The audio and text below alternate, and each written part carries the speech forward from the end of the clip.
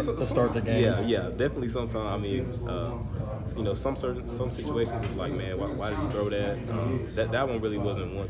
I don't think he saw me because his lineman was blocking for him. But when you, as a defensive player, anytime you just see the ball come right at you, it's kind of like, okay, so you know, you make the play and try to get as much yards as you can. But yeah, definitely kind of get you off guard a little bit. Was that the case with both of those, or were either one of those like it was just schemed up right and it's like got you? Nah, they both definitely were kind of like.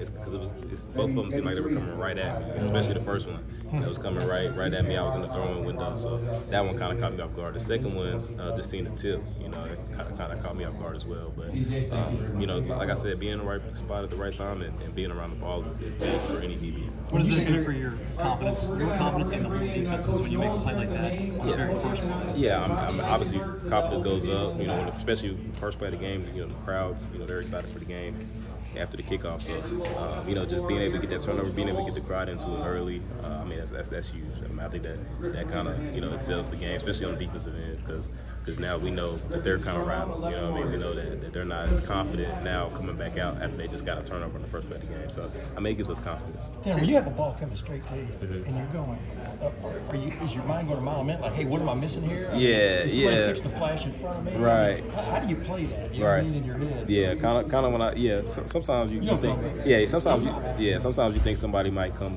because I mean it's not, the ball's not supposed to be going to you. So I mean it's different, but the most important thing, like you said, is catching the ball. So when I see it coming, I mean my biggest thing is man, grab it. So it's post game now. These guys were last in the country until 238.8 was their average. Y'all held them well below that. Right. But was this a game where y'all knew you had to come out and, you know what I mean, kind of prove yourself? Yeah. From a stranglehold kind of situation. Most definitely.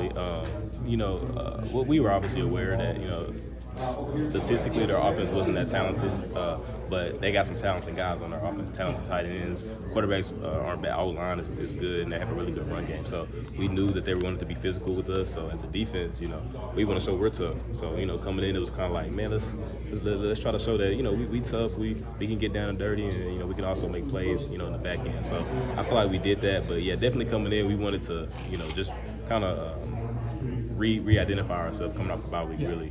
So I mean, I think we did that. Yeah, and you identified yourself now as what? How can you put that? I probably just say basically we want to show every week that we're tough. I mean, we're a tough defense. It's not easy to get points on us. It's not easy to get yards on us. If it's 3rd and 1, we're going to defend that one. We're not going to just let you get the 1 yard. You know what I mean? So I think offensive coordinators and, you know, offenses are really going to have to fight for, you know, everything against our defense, and that's what we plan to prove every week. Go for it. But y'all had 3 linebackers on the field a lot. Yeah. That's a departure. Yeah. So yeah, that's kind of their game going into the game plan. We knew they like to use tight ends and fullbacks and kind of old school offense. So maybe you need to take a DB off the field, which, you know, I came off. I think Cody was it? Yeah, Cody was one of the linebackers that was coming in. So I mean, you know, anything we got to do to stop the run, get some bigger bodies in there. So I mean, I think it worked today. So. But yeah, that was cool just to be able to get more guys in, more guys playing, and, you know, kind of showing some different packages for our defense. I think that was cool today. Have you ever had 2 interceptions over that easy in your life?